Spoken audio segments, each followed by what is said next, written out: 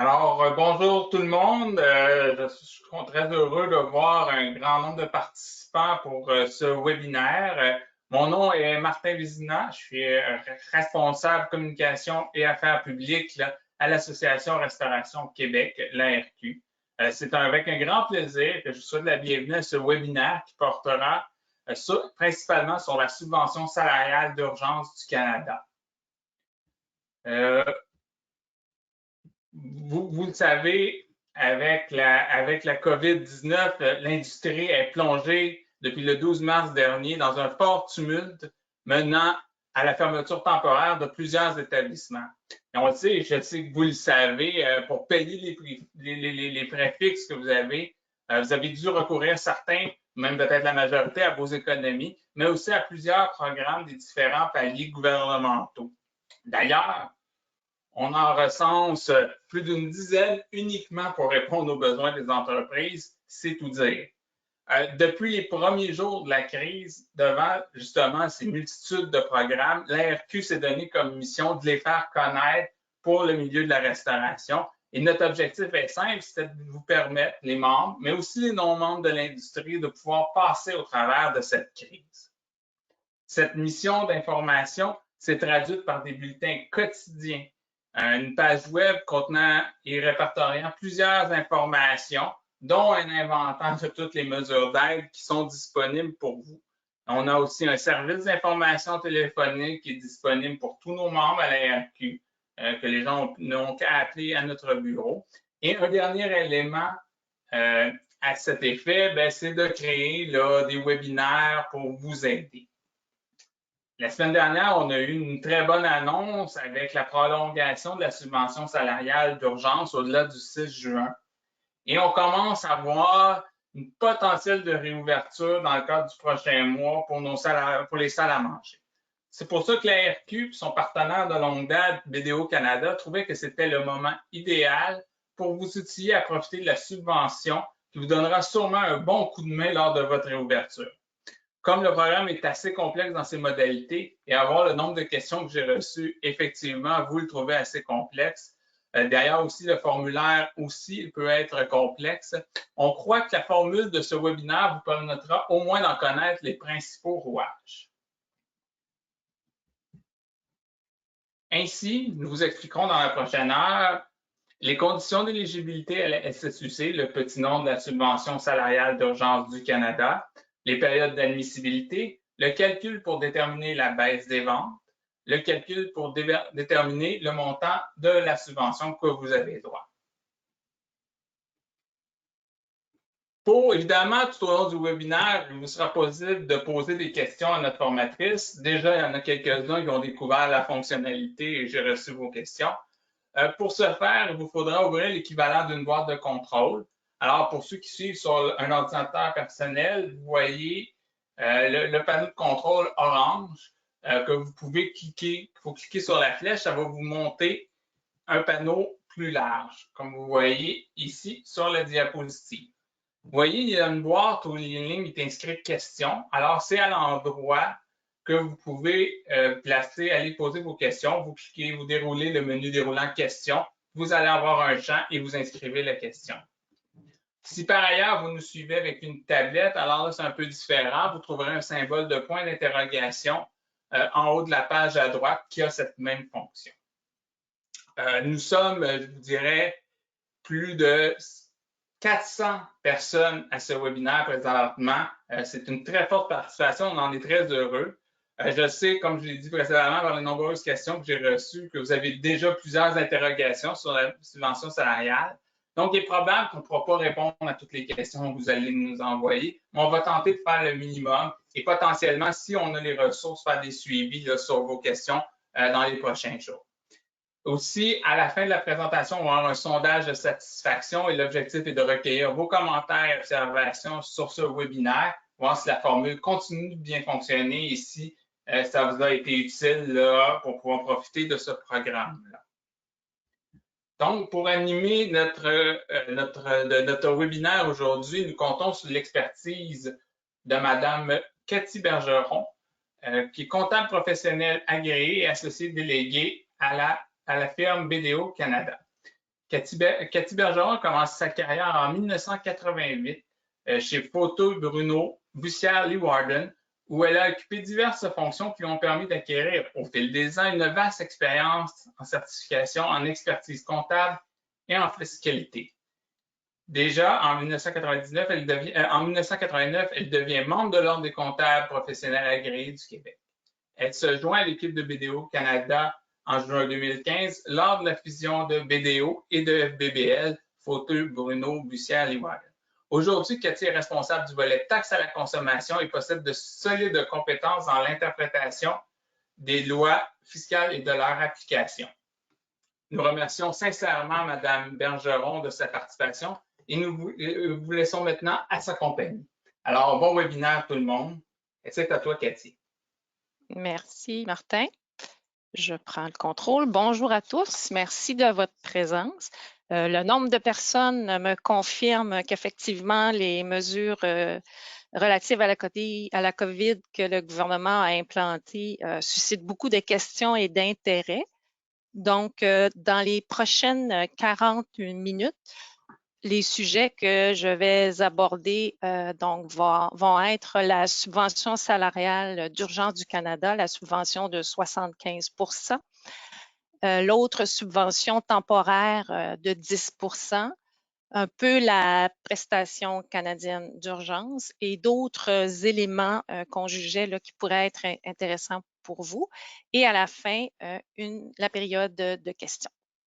D'entrée de jeu, j'aimerais vous mentionner que ces législations-là sont en constante évolution et il y a des mises à jour là, qui ont été faites dernièrement et dans ma présentation, là, il y a peut-être des petits ajustements que je vais devoir faire parce qu'il y a eu des changements. Donc, ces législations-là évoluent comme le COVID peut évoluer.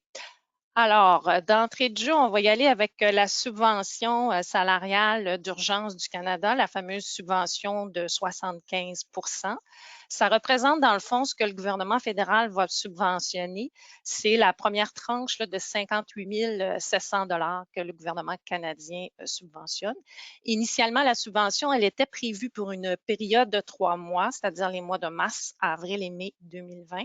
Vendredi dernier, il y a eu une annonce à l'effet que c'était prolongé pour 12 semaines additionnelles, donc jusqu'au 29 août prochain. Le montant de subvention reçu par les employeurs va être un revenu imposable et c'est rétroactif au 15 mars 2020. Donc, à qui peut demander cette subvention-là? Alors, c'est tout employeur admissible qui peut être soit un particulier, une société imposable, une société de personnes, un organisme sans but lucratif ou un organisme de bienfaisance enregistré. Comment on présente cette demande-là? Ici, on vous les énumère de façon, mais dans le fond, il y en a 3. Donc, c'est d'aller, si vous êtes inscrit au portail Mon dossier entreprise, via ce portail-là, vous allez pouvoir faire la demande. Si vous n'êtes pas inscrit au portail Mon dossier d'entreprise, vous pouvez aller le faire là, en allant sur l'ARC. C'est quand même bien indiqué. Par contre, prendre note qu'il y a un délai là, du moment où vous faites votre enregistrement à Mon dossier d'entreprise. L'ARC vous envoie par la poste un code d'accès et un mot de passe. Donc, il peut y avoir un délai là, parce que ça se fait par la poste. Donc, ça peut compter une semaine. Ou si on veut y aller plus rapidement, il y a ce qu'on appelle la demande en ligne, qui est un formulaire en ligne. Et pour ce faire, on va aller dans le fond demander un code d'accès web qui se fait rapidement. Là, quand on demande le code d'accès web, en 24 heures, on l'a. Puis à partir de ce moment-là, on peut aller faire la demande. Et la troisième façon de faire la demande, c'est via votre représentant professionnel, donc la firme comptable avec qui vous faites affaire, qui prépare là, vos états financiers, vos déclarations d'impôts. Eux, s'ils ont accès à votre dossier, peuvent faire la demande en votre nom. Les demandes relatives à cette subvention-là, elles peuvent être faites jusqu'au plus tard le 30 septembre. Donc, on a jusqu'au 30 septembre pour faire les demandes et les demandes se font vraiment là, via les formulaires et c'est vraiment période par période. On ne pourrait pas faire, dans le fond, une demande qui couvrirait la période du 15 mars jusqu'au 29 août, c'est-à-dire qu'on ferait la demande période par période, mais on pourrait déposer toutes nos périodes en même temps le 30 septembre. Ça, c'est possible. Comment se calcule, à partir de quoi, dans le fond, qu'on va pouvoir déterminer si d'autres critères, dans le fond, pour voir si on se qualifie pour demander la subvention. Donc, il faut connaître une baisse de revenus par rapport, dans le fond, il y a deux façons de faire des comparaisons. La première, c'est qu'on va comparer les mois de mars, avril et mai avec les mois de mars, avril et mai 2019, où on aurait toujours la possibilité aussi d'utiliser une moyenne des revenus pour les mois de janvier et février 2020. Pour la moyenne de revenus de janvier et février 2020, par exemple, si vous avez débuté vos activités seulement le 14 janvier, donc cette période-là compte seulement 47 jours. Au moment de faire la moyenne, dans le fond, cette période-là de 47 jours va être ramenée à 60 jours pour pouvoir faire la moyenne, là, pour pouvoir comparer avec les mois de mars, avril, mai et etc. de 2020. Au moment où vous faites la première demande, vous devez déterminer quelle des deux méthodes que vous utilisez, c'est-à-dire soit la méthode qu'on compare les mois avec les mois des années différentes, 2019-2020, ou l'autre méthode qui est la moyenne de janvier et février 2020. Et ce choix-là va vous suivre jusqu'à la fin là, de la période, jusqu'au 29 août. Donc, les périodes, les trois premières périodes qu'on connaissait, c'était du 15 mars au 11 avril 2020. Et pour se qualifier, dans le fond, on devait avoir une baisse des revenus de 15 %. Pour les deux périodes suivantes, du 12 avril au 9 mai et du 10 mai au 6 juin, la baisse rencontrée doit être de 30 %. Pour les périodes suivantes, dans le fond, là, qui sont prolongées jusqu'au 29 août, il y a des pourparlers actuellement là, avec le gouvernement canadien, à savoir si c'est le critère de 30 % qui va être conservé ou pas. Donc, on n'a pas de réponse encore à cet effet-là, mais ça va être à suivre. Au niveau de la qualification, dans le fond, à retenir que si vous vous qualifiez pour une période, donc un exemple, si je me qualifie pour la période 1 du 15 mars au 11 avril 2020, j'ai une baisse de 15 % des revenus. Automatiquement, je vais me qualifier pour la période 2. Donc, théoriquement, je n'aurai pas à faire le test en la période 2 pour voir si j'ai une baisse de 30 % puisque je me qualifie parce que la période 1, j'avais rencontré le test. On va y aller avec un exemple chiffré. Ça va peut-être plus vous aider. Donc, ce que j'ai ici, j'ai à ma période 1, au mois de mars 2020, on avait des revenus de 15 000 $ et en mars 2019, ma comparaison, on a des revenus de 20 000 donc on a une baisse de 25 %. On est admissible à la période 1. Pour la période 2, automatiquement, je me qualifie parce qu'en la période 1, je rencontre le critère de baisse de 15 %. Mais par contre, je pourrais faire le test quand même pour voir si je vais me qualifier pour la période 3. Et dans l'exemple que j'ai ici, là, on se qualifie, j'avais 5 000 $ en avril 2020 et 12 000 $ en avril 2019. Donc, j'ai une baisse de 58 %. Je me qualifie pour la 2, automatiquement, je vais me qualifier pour la période 3. Un exemple, si je m'étais pas qualifiée, je me qualifiais à la période 1, mais pas à la période 2, que ma période 2, dans mon exemple, j'avais seulement une baisse de 20 %. Dans le fond, il faudrait que je me qualifie, que je fasse le test à la période 3 pour voir vraiment si je me qualifie à la baisse de 30 %. C'est pas parce que je ne me qualifie pas à la période 2 que ça m'empêche de me qualifier à la période 3. Donc, on doit faire un calcul pour voir si on a connu une baisse. Quel revenu qu'on va considérer pour calculer cette baisse-là?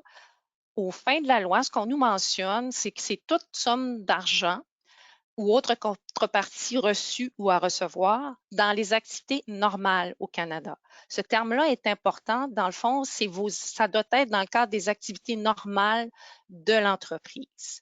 Généralement, ça va être des revenus qu'on va recevoir au titre de vente de biens, prestation de services ou l'utilisation par d'autres de ressources de l'entité. Ce terme-là, utilisation par d'autres de ressources de l'entité, un exemple, ça pourrait être j'ai un brevet et j'ai cédé le droit d'usage de ce brevet-là à quelqu'un d'autre et cette personne-là me verse des redevances. Ben c'est ça, l'utilisation par d'autres de ressources de l'entité, ça pourrait être un genre de revenu comme ça. Prendre note que quand vous faites le calcul des revenus, vous n'avez pas à prendre en considération les montants que vous recevrez de la subvention là, du 75 et du 10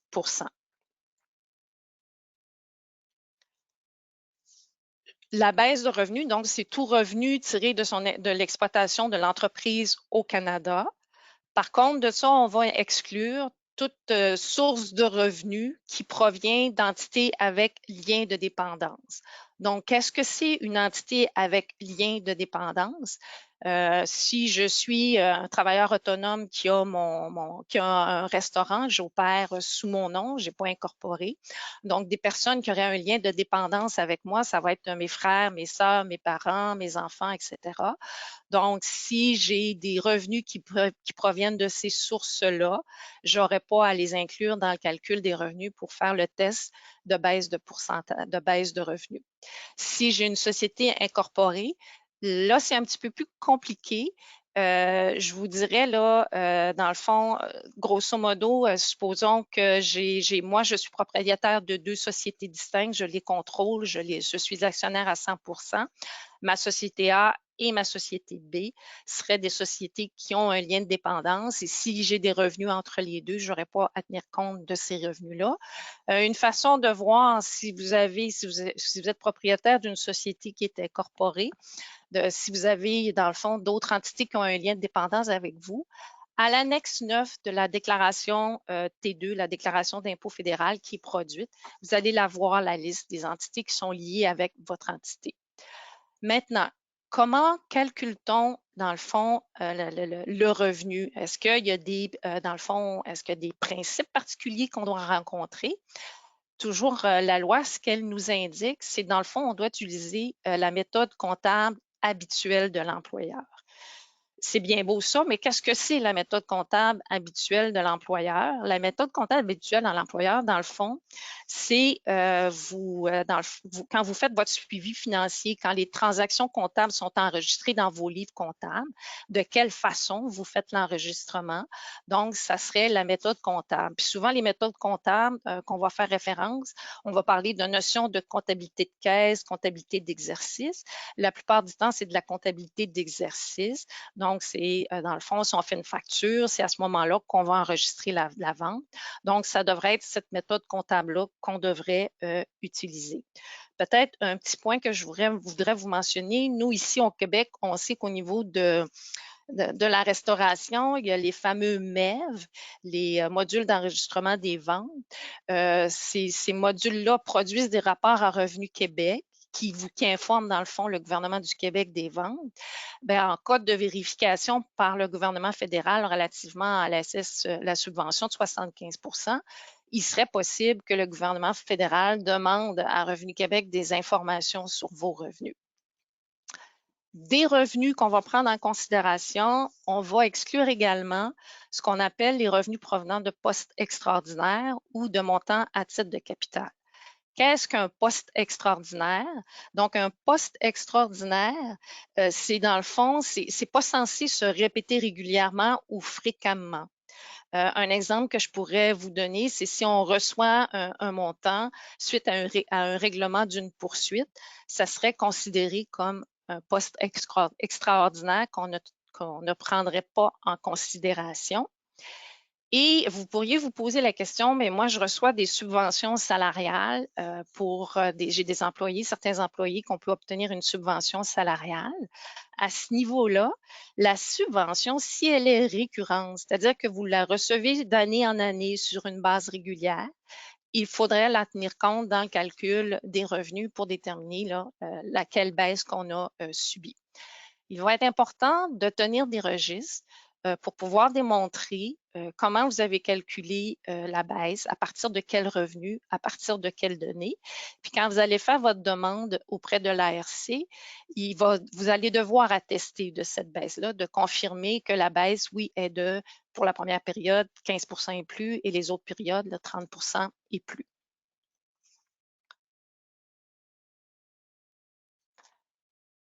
Je vous mentionnais les méthodes de calcul là, pour la comptabilité. Je vous ai parlé de la comptabilité de caisse. En vertu de la loi, il y a la possibilité de faire un choix, c'est-à-dire de choisir de calculer ses revenus sur une base de caisse, c'est-à-dire qu'en fonction de l'encaissement qu'on va faire. C'est un choix que vous pouvez exercer. On ne peut pas faire un mélange, un amalgame là, de la comptabilité de caisse et de la comptabilité d'exercice. Un exemple que je pourrais vous donner, j'ai mon entreprise incorporée, j'ai un édifice. Dans cet édifice-là, j'opère mon restaurant, mais j'ai des étages que je loue à des tiers. Je ne pourrais pas décider, bien, pour mon restaurant, je vais faire la comptabilité d'exercice et pour mes loyers, je vais faire la comptabilité de caisse. C'est une entité. Donc, je dois pour toute l'entité choisir la même méthode. Puis, je ne peux pas aussi, de période en période, changer. Quand je choisis la méthode de comptabilité de caisse, je dois la conserver pour toutes les périodes, y inclut les périodes de référence. Puis, bien entendu, on va devoir confirmer ce choix-là quand on va faire notre première demande, qu'on a choisi cette méthode-là. Et dans le fond, le documenter aussi qu'on a choisi dans la méthode de comptabilité de caisse. Maintenant, sur quel salaire on va pouvoir, quelle personne, quel employé va être admissible pour la subvention de 75 %? On a une définition d'employé admissible. C'est un particulier qui est à l'emploi au Canada d'un employeur admissible, dont l'employeur qui se qualifie à la baisse de 25 %, etc. Et ça va être relativement à une semaine au cours de la période, des fameuses périodes du 15 mars au 11 avril, du 12 avril au 9 mai, du 10 mai au 6 juin, etc. Par contre, un employé qui est sans rémunération pour au moins 14 jours consécutifs durant la période ne sera pas un employé admissible. Donc, pour cet employé-là, un exemple, si j'ai un employé qui, pour la période du 15 mars au 11 avril, n'a pas travaillé les semaines du 22 mars et du 29 mars, donc pendant 14 jours consécutifs, il n'a pas eu de rémunération, même s'il a travaillé les semaines suivantes jusqu'à la fin de la période qui se termine le 11 avril, cet employé-là ne sera pas admissible. Quelle est la rémunération de l'employé qu'on va considérer pour le calcul de la subvention de 75 %? Ça va être les sommes payées à titre de salaire, traitement, autres rémunération, commission. Donc, la définition est quand même assez large. Ce qu'il faut retenir, c'est grosso modo la somme sur laquelle, qu'à titre d'employeur, vous allez faire des retenues à la source de l'assurance emploi, le RRQ, etc. Bien noter que les pourboires contrôlés et que les pourboires déclarés par les employés. La notion de pourboire déclaré, veuillez noter que c'est juste ici au Québec qu'on a cette notion-là parce qu'il y a certains pourboires que les employés doivent déclarer à l'employeur.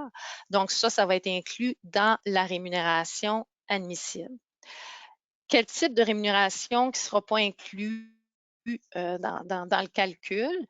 La loi est venue spécifier que pour ce qui est des allocations de retraite et certains avantages imposables ne seront pas considérés comme de la rémunération admissible. Au niveau des avantages imposables, dans les questions et réponses à l'ARC, la question a été posée pour ce qui est des avantages imposables pour les véhicules fournis par l'employeur à l'employé. Et à cet effet-là, l'ARC a répondu que ce montant-là ne va pas être inclus dans le calcul de la rémunération admissible. Puis, pour justifier cette réponse-là, ce que le gouvernement du Canada, dans le fond, a mentionné, c'est que, dans le fond, l'avantage va être inclus en autant que ces sommes sont réellement versées. Donc, il doit y avoir un déboursé. Dans le fond, on pourrait se poser les questions aussi, si j'ai un employé qui est en congé de maladie, que je lui paie une rémunération, j'ai un employé qui est en congé, en vacances dans ces périodes-là et je le paye. Est-ce que je peux inclure oui, vous pouvez inclure parce que c'est un employé, il y a une rémunération, même s'il ne travaille pas, vous pouvez inclure cette rémunération-là dans le calcul de la subvention. Pour ce qui est des commissions, dans le fond, si c'est une base de rémunération, ça fait partie de la base de rémunération des employés, vous allez pouvoir, dans le fond, l'inclure. C'est bien important de noter qu'en vertu de la loi, dans la définition de rémunération, ils ont prévu certaines exclusions, dont, entre autres, dans le fond, toute somme qui va être payée relativement à une semaine d'une période de demande. Et ça va être, dans le fond, si c'est dans le cadre d'un arrangement impliquant l'employé admissible et l'employeur admissible, et que ces sommes-là excèdent la rémunération de base de l'employé admissible, puis qu'après la période de demande, il est raisonnable de s'attendre à ce que l'employé admissible reçoive une rémunération hebdomadaire inférieure à ses rémunérations de base, puis que l'un des objets, dans le fond, d'augmenter, si on veut, la rémunération de l'arrangement, mais c'était d'augmenter la subvention salariale. Donc, le gouvernement s'est laissé une porte ouverte pour s'assurer qu'il n'y aurait pas d'abus puis que les gens s'arrangeraient pour augmenter la rémunération à partir du moment de la crise pour augmenter la subvention.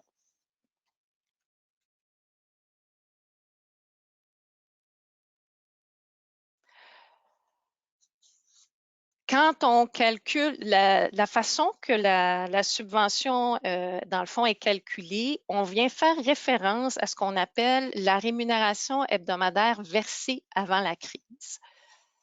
Qu'est-ce que c'est ça? Bien, ça peut être, là aussi, on a un choix. On a le choix de deux choses. Le premier choix qu'on a, la première possibilité, c'est qu'on va faire une moyenne hebdomadaire qui va être versée à l'employé du 1er janvier au 15 mars, donc juste avant la crise. Ou encore, ça va être une moyenne hebdomadaire qui est versée à l'employé pour la période du 1er mars au 31 mai 2019. Et c'est vraiment pour l'année 2019. Cet ajout-là date de vendredi dernier. Il y a eu des annonces. Et dans le fond, c'est pour les employés, dans le fond, saisonniers. S'ils n'avaient pas travaillé cette année du 1er janvier au 15 mars, ils étaient comme un peu disqualifiés. Donc, en faisant ça, ils sont venus permettre d'avoir une base de rémunération pour ces employés-là. Ce choix-là, donc c'est un choix qu'on a à faire. Il va se faire, dans le fond, pour chaque employé de façon individuelle. Ce n'est pas un choix que je décide de faire et que je vais appliquer à tous les employés. C'est vraiment un choix que je peux faire employé par employé. Mais une fois que le choix est fait, je le conserve. Et dans ce calcul de la moyenne-là, dans le fond, pour toute période sans rémunération de 7 jours ou plus de l'employé, on va l'exclure de la moyenne, dans le fond, pour faire la moyenne, ce qui va être plus représentatif. Et ça s'applique, la modification que je viens de vous mentionner là, pour les travailleurs saisonniers, c'est rétroactif au 15 mars. Maintenant, comment se calcule cette fameuse subvention-là? Dans le fond, c'est une belle formule. Une formule, dans le fond, qui commence par, on va déterminer le plus élevé de deux choses. Donc, l'élément A, ça représente 75% du montant de rémunération versée jusqu'à un maximum de 847 par semaine. La rémunération versée, si je suis dans la première période d'admissibilité, qui était la période du, dans le fond, 15 mars au 11 avril, c'est ça, je ne me trompe pas, c'est que c'est vraiment pour cette paye-là qui a été travaillée, mais au moment où je vais déposer ma demande de subvention, cette paye-là doit être payée. Donc, ce n'est pas un exemple. Supposons que j'ai, dans la période du 15 mars au 11 avril, il y a une paye le jeudi, mais que c'est pour la semaine précédente, je ne la considérerai pas. Il faut vraiment que je regarde la semaine travaillée du 18 mars au 11 avril et ainsi de suite pour les autres semaines des périodes. Donc, ça, c'est mon premier élément, 75% de la rémunération versée jusqu'à un maximum de 847. Ensuite, l'élément B, pour simplifier les choses, on a le moindre de deux choses, donc toujours la rémunération versée jusqu'à concurrence de 847 $. ou 75 la fameuse moyenne qu'on a calculée tantôt, là, la rémunération avant la crise, donc la rémunération hebdomadaire versée avant la crise, ou la moyenne qu'on aura fait du 1er mars au 31 mai 2019. De ce montant-là, de la subvention, on va déduire le montant de la subvention salariale temporaire de 10 et le total des montants reçus par l'employé si vous avez eu un programme de travail partagé.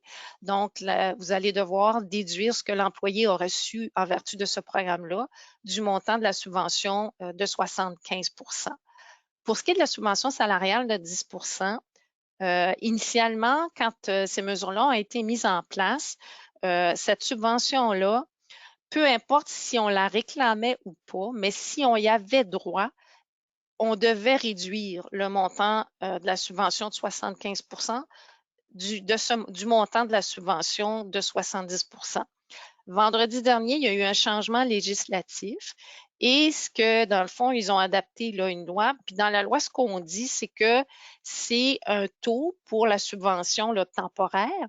C'est un taux au maximum de 10 ou moins. Donc, quand vous déposez votre demande de subvention pour le 75 si vous ne déduisez pas de montant pour la subvention temporaire et que vous ne l'avez pas réclamé, donc, dans le fond, le gouvernement va prendre pour acquis que vous avez déterminé un taux de 0 Donc, à ce moment-là, on ne déduit pas. Pour le moment, les formulaires d'autorisation dans le fond, ils n'ont pas été adaptés. Et puis, on ne peut pas indiquer là-dedans quel est le taux qu'on a pris pour la subvention temporaire. Et ça viendra probablement éventuellement. Ce qui peut s'ajouter aussi au calcul de la subvention 75 si vous avez des employés admissibles qui sont en congé payé, vous allez pouvoir, dans le fond, rajouter la part de l'employeur que vous allez avoir versée sur les salaires de ces employés-là qui est en congé rémunéré. Donc, la part pour l'assurance emploi, le RRQ et le RQAP qui va avoir été versée pour les périodes, pour les semaines de la période. Qu'est-ce qu'un employé en congé payé? On est venu spécifier, dans le fond, que c'est un employé là, qui est rémunéré, mais qui ne fait aucun travail pour l'employeur. Même si cet employé-là, dans le fond, a été en congé seulement pour une partie de la semaine. Un exemple, supposons qu'il a travaillé juste 2 jours dans une semaine. C'est pas considéré comme un employé en congé payé parce qu'il a travaillé une partie de la semaine. Il faut vraiment qu'il n'y ait aucun travail de fait par l'employé. Il y a un crédit possible aussi au niveau du Fonds de services de santé que le gouvernement du Québec a mis en place, que vous pourriez, dans le fond, demander. Dans le fond, ça s'applique à un employeur qui bénéficie de la SSUC, la subvention de 75 L'employeur doit avoir un établissement au Québec et c'est pour la période du 15 mars au 6 juin 2020. Dans le fond, c'est que les cotisations payées à l'égard du salaire versé à un employé déterminé en congé vont pouvoir, dans le fond, être créditées. Qu'est-ce qu'un employé déterminé? C'est un particulier. Ça ressemble un peu à la définition qu'on a avec le gouvernement fédéral. C'est un particulier à l'emploi de l'employeur déterminé. Qui, dans le fond, qui est en congé, qui ne travaille pas, qui ne fait aucun travail, mais qui est en congé payé. Sauf, par contre, si cet employé-là, pendant la période, il y a 14 jours consécutifs sans rémunération, il ne sera pas admissible. Fait que ce montant de crédit-là va pouvoir venir réduire vos montants que vous versez périodiquement là, avec vos déductions à la source du Québec pour la portion là, de FSS. Un exemple de subvention, du calcul de la subvention salariale, je ne sais pas si vous êtes comme moi je suis une fille bien visuelle, donc des fois de voir des chiffres, ça aide à comprendre les choses. Et aussi pour vous, vous avez sûrement entendu des gens dire, ben si j'avais des employés que j'avais remerciés, mais si je les réembauche rétroactivement, il y a possibilité, dans le fond, que de pouvoir faire subventionner, entre guillemets, 100% du salaire versé à l'employé. Donc, mon premier exemple, c'est ça, dans le fond. Fait que j'ai mon employé ST, qui est une personne sans lien de dépendance. Donc, c'est pas mon fils, c'est pas mon frère, c'est pas ma sœur, c'est pas un de mes parents, etc. Si je suis un individu.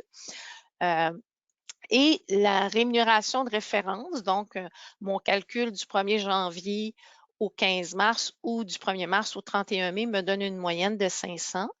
Et moi, en tant qu'employeur, je décide dans le fond, de lui verser quand même un salaire, même si il ne travaille pas. Et j'ai calculé 75% de 500, sa rémunération qu'il avait avant la crise. Donc, je vais lui verser 375 $. Et comme par magie, la subvention va être égale à 375 $. Donc, comment se calcule la subvention? Vous vous souvenez, on a notre premier, c'est le plus élevé de l'élément A ou B.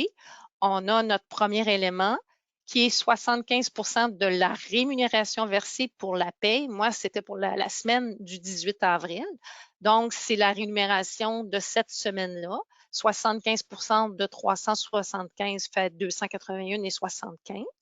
Maintenant, dans mon élément B, c'est le moindre de deux choses, c'est-à-dire le montant que j'ai versé pour cette semaine-là, le 375 $ ou 75% de la rémunération de référence, qui est mon 500 $. Donc, 75% de 500 me donne 375, mais deux montants sont égaux, donc je ne prends pas le moindre des deux, c'est la même chose. Mais par contre, je vais chercher le plus élevé de A, 281,75 ou B, 375, qui me permet d'aller chercher mon 375. Dans mon autre exemple, pour YL, dans le fond, cet exemple-là, c'est que mon employé travaille, dans le fond, régulièrement, mais ça peut varier d'une semaine à l'autre, les heures qu'il va faire. Et dans le fond, moi, quand je fais une moyenne annuelle, cet employé-là pourrait, dans le fond, quand j'arrive à la moyenne annuelle, j'arrive à 800 $ par semaine. Donc, je décide, je vais y payer 75% de son 800 $ par semaine. Je vais le rémunérer 600 $. La subvention, par contre, ne pourra pas être égale à 600 $. Si on refait le calcul, l'élément A, 75% du montant que je lui ai payé pour la semaine du 18 avril, de 600 $, me donne 450 $. Et dans mon élément B, le moindre de la rémunération versée, le 600 $, ou le 75%, la moyenne de salaire, de rémunération avant la crise, le 500 $. Donc, c'est 375. Le plus petit de 600 ou 375 me ramène à 375. Mais étant donné que c'est le plus élevé de A ou B, donc mon A donne 450, c'est 450 que je vais pouvoir aller chercher comme subvention du 75%.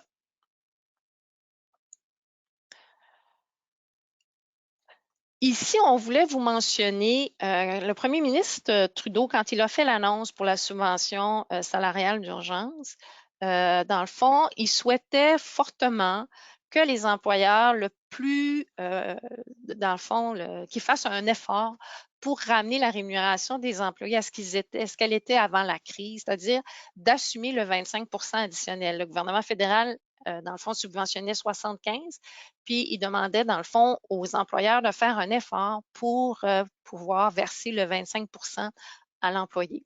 Donc, c'est pour ça qu'on vous mentionne, dans le fond, de démontrer ou de documenter que vous avez fait tous les efforts possibles pour, dans le fond, verser le 25%, mais vous n'aviez pas la possibilité.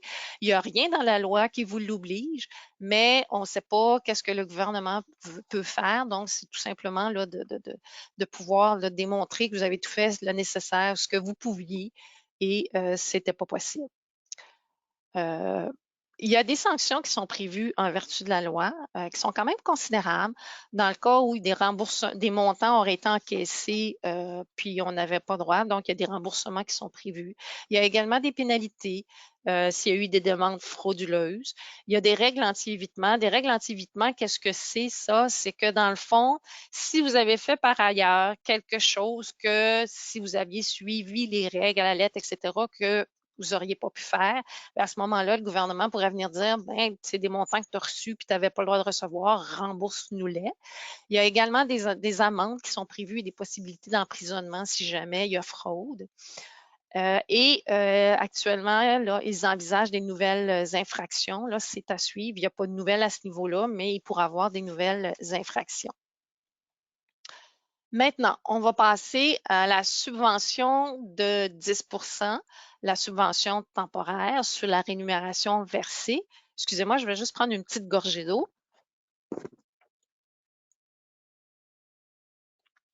Le maximum de cette subvention-là par employé, c'est un montant de 1 375. Par employeur, on a un maximum, on ne peut pas aller à plus que 25 000 Ce 25 000 $-là, c'est vraiment employeur par employeur. Si on avait des sociétés qui sont associées, je n'ai pas à le partager, c'est vraiment là, employeur par employeur. Et cette subvention-là a été mise en place pour une période de 3 mois. Les conditions, il faut être une entreprise admissible, avoir un numéro d'employeur RP en date du 18 mars 2020. Il faut verser un salaire, un traitement des primes ou toute autre rémunération à un employé, ce qui ressemble sensiblement à ce qu'on avait pour la subvention de 75 Quelles sont les entreprises admissibles? Bien, ce sont les organismes sans but lucratif, les organismes de bienfaisance, un particulier, une société de personnes admissibles. Puis une société privée sous contrôle canadien, qu'est-ce que c'est cette bébite-là? Dans le fond, c'est une société incorporée qui n'est pas publique et qui est détenue par des résidents canadiens. Ces sociétés-là, elles ont un critère à rencontrer pour pouvoir être admissibles à la subvention de 10 leur capital imposable, dans le fond, du groupe associé ne doit pas dépasser 15 millions. Cette information-là, vous allez la trouver dans l'annexe 33 de la déclaration d'impôt T2 au fédéral. Et également pour les fameuses sociétés privées sous contrôle canadien, une autre condition qui doit être rencontrée, c'est que ces sociétés-là doivent avoir droit, dans le fond, doivent avoir pour l'exercice financier précédent le 15 mars 2020, avoir un plafond des affaires qui leur a été attribué. Ça, comment vous allez pouvoir voir ça ou savoir si c'est le cas? Dans le fond, c'est de consulter l'annexe 23 de la déclaration T2. C'est à cet endroit-là que la répartition du plafond des affaires est faite entre les sociétés s'il y avait un groupe de sociétés. Donc, la subvention de 10 la subvention temporaire, un employé admissible, c'est un employé qui occupe un emploi au Canada. La rémunération admissible, c'est le salaire, les traitements ou autres rémunérations versées à un employé admissible. La subvention est relative pour la période à la rémunération versée du 18 mars au 19 juin 2020. Ici, c'est vraiment rémunération versée du 18 mars au 19 juin 2020. C'est un revenu imposable pour celui qui demande la subvention. On peut en bénéficier immédiatement en venant réduire les retenues à la source au titre de l'impôt fédéral de l'employeur. Si jamais le montant de la subvention surpasse le montant de retenue d'impôt que vous avez fait pour une période, un exemple, si dans ma période du 18 mars au 19 au 31 mars, si je veux suivre mes périodes de DAS, ma subvention est plus élevée que les impôts que j'ai retenus à la source, l'excédent, je vais pouvoir l'utiliser dans les périodes suivantes et même après le 20 juin, même si ça se termine là. La prestation canadienne d'urgence, dans le fond, je voulais seulement en glisser un mot, peut-être pas rentrer dans les détails, puis c'était plus pour faire un lien avec les autres subventions. Est-ce que c'était interrelié ou pas? Parce qu'on sait que la fameuse prestation canadienne d'urgence, si la personne qui la reçoit a des revenus supérieurs à 1 000 $, dans le fond, elle n'aurait pas le droit à cette subvention-là. Une subvention là, qui est de 2 000 $ par mois pour un maximum de 4 mois ou 16 semaines. C'est disponible entre le 15 mars 2020 et le 3 octobre 2020. On demande ça via un portail. Puis, dans le fond, c'est pour les personnes qui ont perdu leur emploi, qui tombent malades, qui sont mis en quarantaine ou qui doivent prendre soin d'une personne qui est atteinte de la COVID ou un parent qui doit cesser de travailler parce qu'il y a un enfant malade ou il y a des enfants en garderie ou à l'école et les écoles étaient fermées, donc il devait prendre soin de ses enfants.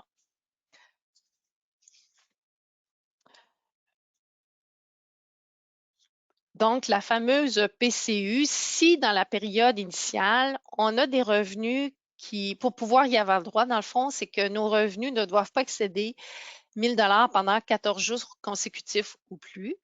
Pour les périodes suivantes, le critère de 1 000 $, lui, dans le fond, c'est que les revenus ne doivent pas excéder 1 000 $ au cours de la période de 4 semaines. On n'a pas la notion de 14 jours consécutifs ou plus. Qu'est-ce que comprend le fameux montant de 1 000 $? Bien, c'est tout revenu d'emploi, un revenu de travailleur autonome, puis les pourboires vont être inclus dans ce montant-là là, pour déterminer si on dépasse le plafond de 1 000 $. Et la PCU est imposable pour la personne qui la reçoit. Dans le fond, c'est ce qu'il y a un lien entre la PCU ou la subvention salariale d'urgence du Canada. Eh bien, dans le fond, à noter que la PCU, elle est réclamée par l'employé, tandis que la subvention d'urgence canadienne, elle est réclamée par l'employeur. Et dans les critères d'admissibilité pour l'employeur, il n'y a aucune mention d'exception dans le cas où un employé reçoit la PCU. Cette question a été posée là, à l'ARC, c'est la réponse qui a été obtenue. Peut-être, dans le fond, de mentionner par prudence à vos employés qu'il serait toujours possible qu'il y ait à rembourser la PCU là, si le seuil dépasse le 1000, si le seuil est dépassé. Là. Puis je voulais mentionner d'entrée de jeu, ces règles-là sont en constante évolution. Le gouvernement a quand même laissé de l'ouverture, dans le fond, des portes de sortie. Donc, il pourrait éventuellement, je sais que dans le règlement, c'est indiqué qu'il pourrait rajouter des revenus là, qui doivent être considérés à calculer pour atteindre le seuil de 1 000 $. Par après, il pourrait rajouter d'autres revenus. Donc, c'est juste à garder en tête là, d'aviser vos employés, si c'est le cas, là, que ça pourrait être possible. Qui a remboursé la PCU. Puis si c'est le cas, je vous ai mis les informations. Qu'est-ce que l'employé doit faire si jamais il doit rembourser la PCU? Là. Il y a différentes façons. C'est soit en ligne ou ça peut se faire par la poste. Vous avez l'adresse et tout. Je voulais aussi vous mentionner certains aspects fiscaux qui pourraient vous intéresser. On sait qu'actuellement, avec la crise, dans le fond, les liquidités sont importantes. Donc, il y aurait peut-être une façon d'aller chercher des liquidités additionnelles. Si on y va au niveau des acomptes provisionnels, dans le fond, vous pourriez réduire vos prochains versements d'acomptes provisionnels. Comment? Bien, les acomptes provisionnels sont déterminés en fonction des revenus, du revenu net qu'on a fait l'exercice d'avant. On connaît la situation actuelle, les revenus ont chuté, on a des baisses. Donc, il est fort probable que vos résultats de cette année vont être inférieurs à ce qui était l'année passée. Donc, vous pourriez recalculer vos acomptes provisionnels en fonction des revenus estimatifs pour votre exercice qui va finir en 2020 ou 2021. Là, ça le finit en janvier ou février ou mars. Là. Et dans le fond, de pouvoir réduire vos prochains acomptes provisionnels. Ou si vous vous rendez compte que vous avez trop fait d'acomptes provisionnels, il y aurait toujours la possibilité de transférer ces montants d'acomptes provisionnels-là à d'autres comptes que vous avez, soit pour vos remises d'employeurs ou vos remises de TPS TVQ. Pour ce qui est des taxes à la consommation, vous avez la possibilité, un instant,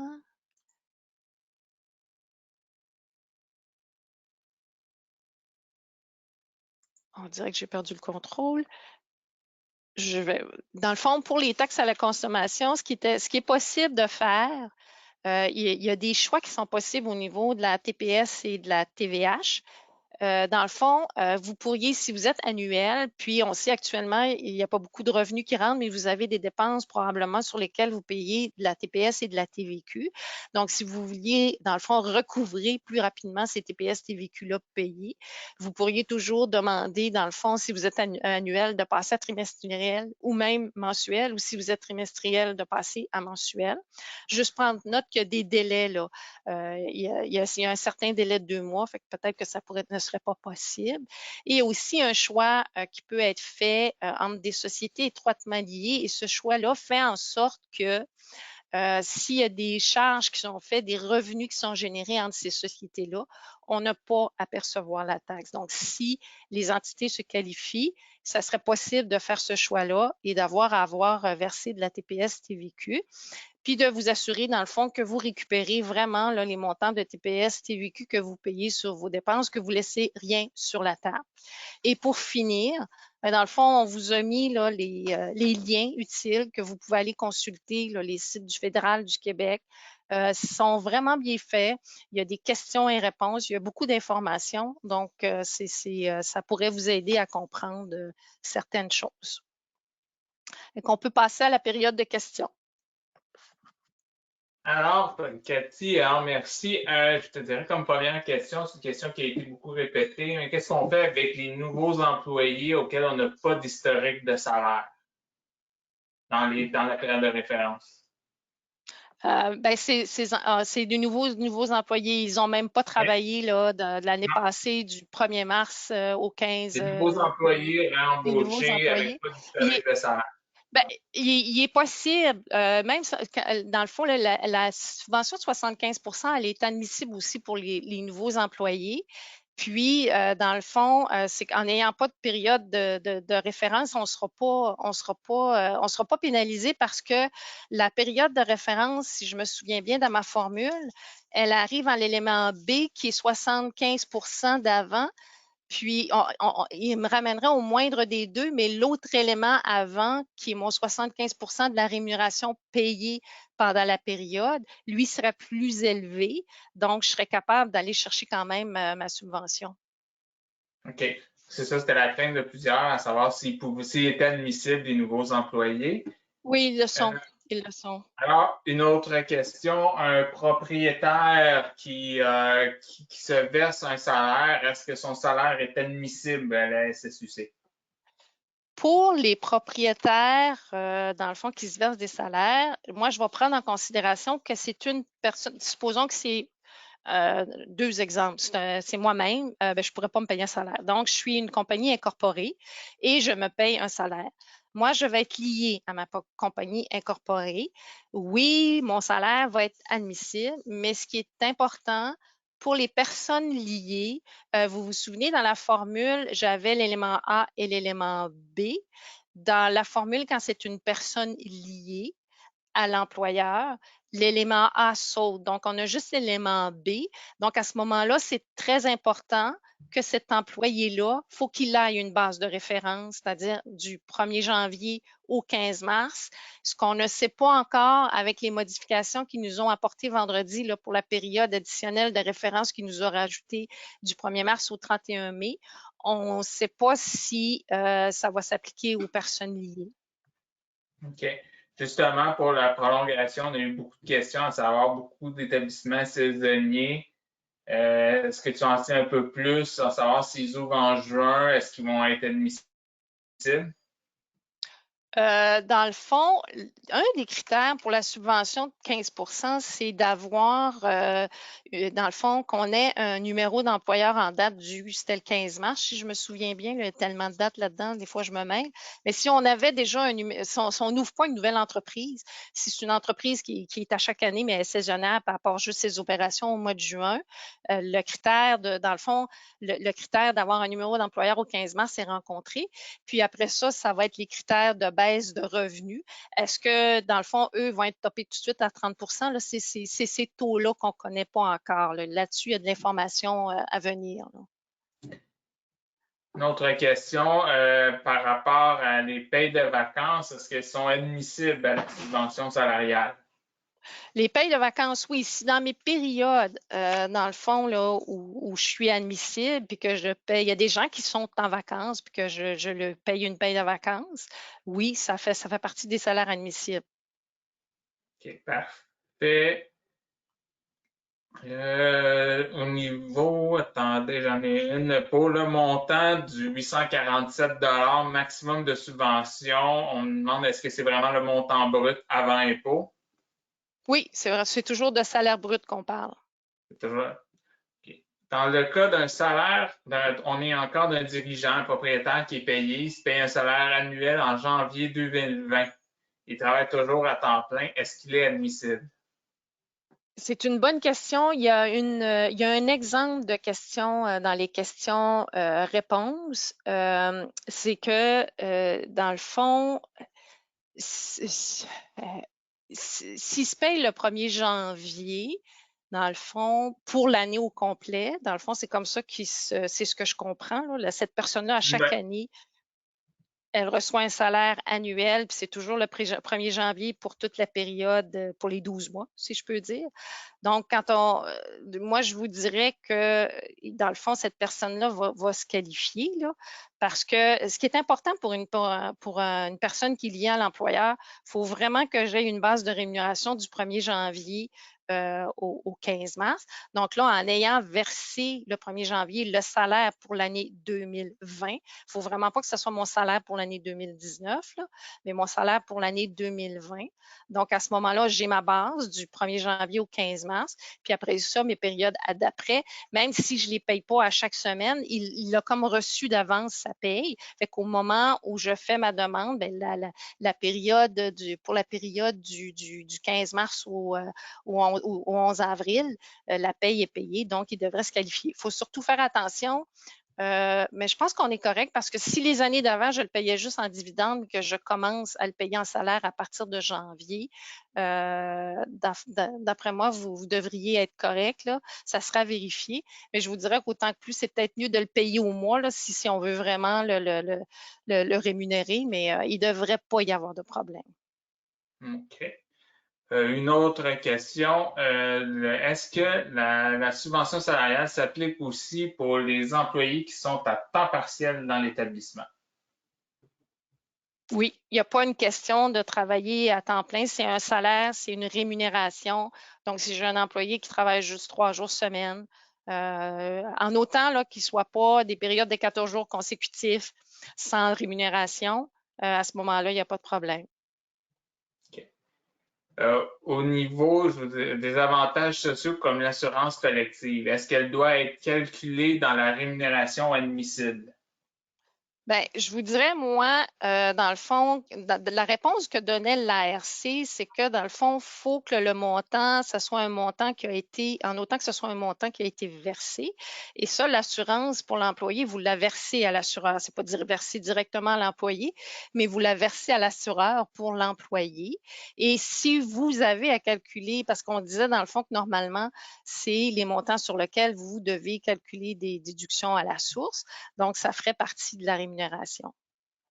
Okay. Une autre question, dans ce cas, l'employeur verse une prime de 2 de l'heure aux employés qui travaillent dans cette crise. Est-ce qu'il peut inclure cette prime de 2 de l'heure dans sa demande de subvention? Ça dépend si la prime, il ne l'inclut pas dans le calcul des salaires pour faire les remises de DAS. Moi, je vous dirais que non. Faut vraiment que ça soit, dans le fond, considéré comme un salaire, là. Donc, s'il est inclus sur le salaire pour le calcul des déductions à la source, ça fait partie du salaire. C'est une prime pour, dans le fond, remercier les gens. Des fois, il y a des situations où les gens sont au front, comme on dit. Donc, ça fait partie de la rémunération. Ça serait inclus dans le salaire. OK. Dans un autre cas, on sait que dans la restauration, il y a des mois plus morts que d'autres, notamment janvier à mars. Quoi faire si les mois de référence de janvier à mars ne sont pas représentatifs du tout du salaire que fait habituellement un employé?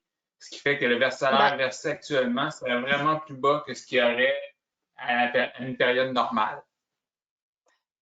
malheureusement, le seul ajustement qu'on a eu par rapport à ça, c'est ce qui a été annoncé vendredi dernier, c'est-à-dire pour les travailleurs saisonniers. Pas juste les travailleurs saisonniers, ça peut être pour un employé comme ça. C'est l'autre période qu'on peut prendre en considération du 1er mars au 31 mai. Il n'est vraiment pas possible de faire une moyenne annuelle, une moyenne journalière ou une moyenne hebdomadaire, là. C'est vraiment, on a le choix entre nos deux périodes pour l'instant, puis c'est aussi tout ce qui est possible. Dans une autre question, des fois, il y a une difficulté de calcul quand nos périodes de paye sont différentes de celles de la SSUC. Avez-vous des conseils? Et il faut les ramener aux périodes de la SSUC. Supposons un exemple, si vous payez vos employés, dans le fond, mensuellement, dans le fond, il faut ramener ces payes-là aux semaines. Puis, il faut juste s'assurer qu'au moment où vous demandez la subvention, un exemple, supposons que je paye mes employés au mois, mais que je les paye juste à la fin du mois. Donc, pour ma deuxième période qui était, je m'en souviens pas par cœur, là, mais je veux prendre ma période qui finissait le qui finissait le 11 avril, l'employé qui est payé à la fin le 30 avril, son salaire, dans le fond, pour du 1er avril, si je veux, au 11 avril, je pourrais l'inclure en autant qu'au moment, dans le fond, je pourrais le faire là, rendu au 30 avril, parce que rendu au 30 avril, ce salaire-là est payé. Mais il faut vraiment, malheureusement, qu'on se ramène aux périodes là, de la SSUC. OK. J'ai pour une nouvelle question qui vient de rentrer. Comment ça fonctionne, la comparaison pour une entreprise nouvellement créée qui a débuté son exploitation le 27 mars? Ça, ils ont prévu, dans le fond, il faut d'une façon, le 27 mars, donc on n'a pas de référence de janvier et février. De ce que je me souviens, ce qu'ils disaient, il faudrait que j'aille le vérifier, là, mais on pouvait y aller avec des estimations ou des prospections. Il faudrait que je vous revienne là-dessus, mais il y a de quoi qui est prévu, là, c'est dans les questions-réponses de la RC, ils en ont fait mention de ça. Et c'est possible d'y aller avec des prévisions qu'on a, là, puis en autant que c'est bien documenté, là, mais ça serait à valider. OK. J'ai quelqu'un ici qui a déjà fait sa demande de subvention. Il se demande comment la corriger à la suite du webinaire. Pour les corrections, il faut attendre. C'est une question qui a été posée au gouvernement canadien. Et ce que je me souviens, c'est qu'ils vont probablement là, mettre un formulaire disponible là, quand ce sera le temps, mais il ne faut surtout pas aller faire une nouvelle demande parce que de toute façon, elle va être automatiquement rejetée. Mais dans le fond, c'est prévu, là. Ils sont supposés de faire des choses à ce niveau-là parce qu'ils sont conscients que les règles n'étaient pas évidentes au début, là, puis il y avait tellement de choses que c'était possible d'avoir des erreurs. Fait que ça, c'est à suivre. Pour terminer, on va faire deux petites questions avant de terminer. On a ici un exploitant qui est quatre établissements, donc quatre corporations avec les mêmes propriétaires. Il voudrait savoir, est-ce qu'il peut combiner le salaire brut de, par exemple, deux entreprises pour payer un employé à un endroit? Je vais juste être sûre que j'ai bien compris. On a quatre Et, établissements dans quatre corporations, ben, c'est différent. ouais, il y a les mêmes quatre Puis, corporations. Il dit il veut faire mais il veut un employé qui fait des quarts de travail dans un établissement et un autre quart de travail dans l'autre établissement. OK. Il Ça, peut ce que, oui, cumuler oui, les deux quarts dans une seule demande. non, il peut pas. Il peut pas cumuler les deux corps dans une seule demande parce que c'est vraiment employeur par employeur. Par contre, ce que la loi indique, puis il y a une question, elle est cette question-là là, dans les questions et réponses sur le site du gouvernement fédéral, c'est que il va falloir, faut s'assurer que que la subvention que les deux employeurs reçoivent est la même que si on combinait pour un seul employeur. Une dernière question très spécifique sur notre secteur, sur la question des pourboires. Oui. Comment garantir un montant de salaire d'employé à pourboire qui va être engagé, compte tenu que nous n'avons aucune idée du montant de pourboire qu'il pourra recevoir cette année? C'est une bonne question. Honnêtement, je ne sais pas quoi vous répondre. Puisque puis il y a des notions aussi, je dirais, dans le saisonnier, s'il n'y a pas rien de référence, c'est ça la difficulté. Oui, la difficulté, c'est ça, effectivement, là. Puis peut-être une petite dernière, juste pour une entreprise saisonnière qui ouvre en mai, donc pour la période de mai. Elle dit, est-ce qu'un enfant, donc une personne liée qui a travaillé Lié. lors de la saison 2019 et qui revient à l'emploi en mai 2020, est-il admissible? Bien, comme je vous dis, pour les employés liés, ce qu'on ne sait pas encore pour la fameuse période de référence, parce que dans ce cas-ci, si j'avais juste ma période de référence qu'on avait initiale, qui était du 1er janvier au 15 mars, cet employé-là aurait 0. Théoriquement, là, je n'aurais pas mes deux niveaux de mon calcul.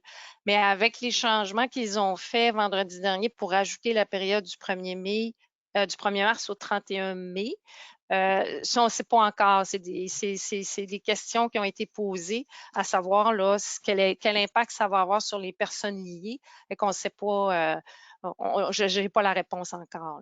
C'est que l'employé se qualifie. La seule chose, c'est que c'est pour votre période de référence. Je n'ai pas la réponse à savoir est-ce qu'on va pouvoir prendre du 1er mars au 31 mai ou si c'est 0 parce que du 1er janvier au 15 mars, il n'a pas travaillé. Je n'ai pas la réponse encore. On a plusieurs questions, mais pour éviter de continuer, je pense qu'on pourrait continuer pendant plusieurs heures. Oui. On va, de notre côté, regarder un peu les questions. On va tenter de répondre à tous ceux, peut-être hors de la diffusion. Je voudrais remercier Cathy de nous avoir tout présenté, toute cette information-là. Je pense que ça l'a aidé là, plusieurs des participants qui sont en ligne avec nous aujourd'hui. Alors, merci Cathy.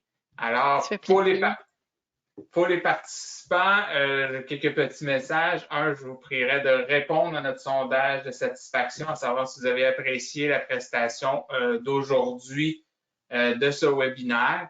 Première chose. Deuxième chose, pour tous ceux qui voulaient savoir si la présentation sera disponible, oui, elle sera disponible. Et ce ne sera pas juste la présentation, la captation vidéo de ce webinaire-là sera aussi disponible sur le site web de l'ARQ et aussi pour la captation vidéo, elle sera sur le site web, mais aussi sur la chaîne YouTube de l'ARQ. Sachez que c'est une première pour nous, une première d'une longue série de webinaires que nous allons faire sur le thème de la COVID-19.